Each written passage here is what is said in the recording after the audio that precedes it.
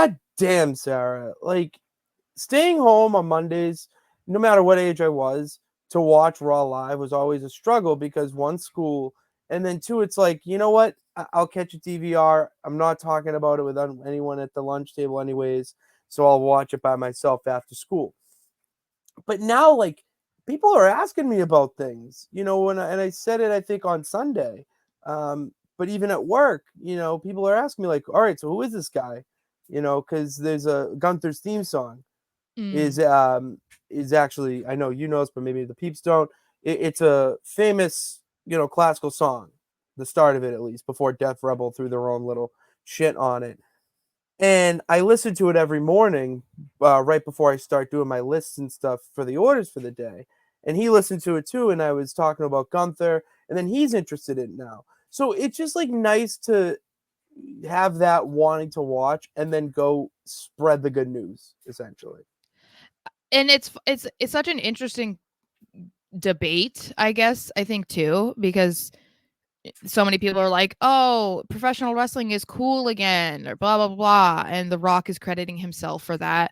I don't think it was The Rock though. I think that like WWE has been hot before The Rock came around, earlier It this year. was.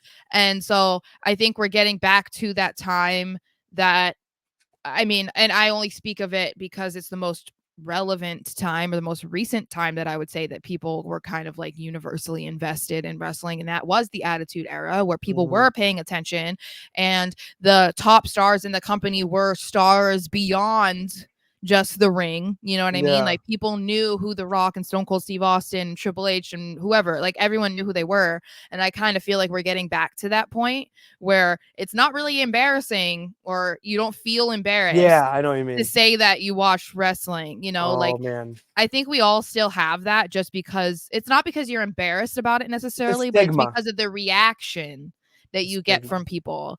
Um and I feel like we're at a point where it's like, yeah, whatever. Like, yeah, you watch wrestling, I that's love it. cool. Like, I Yeah. just saw that so and so it was there or this happened. And Yeah. but yeah, I think that it's pretty cool that we're getting back to that point because it's been a while. It's been a while. The only thing I will add before we say what's up to the peeps is that you are right.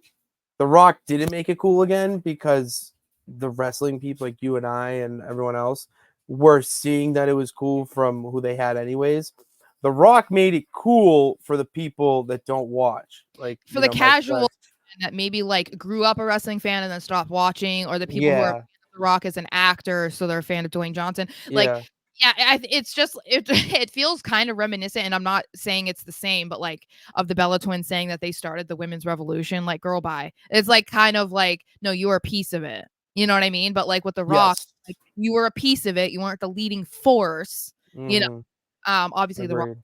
influential in the Bellas. I'm not saying that, but it just felt similar because it's like, no, Rock, you came in at that time probably because it already was hot. You know what I mean? There's a reason why then the pivot happened because the company has been so hot over the last like 2 years that they didn't Mm-hmm. want to see you in the main event. Imagine Exactly. that.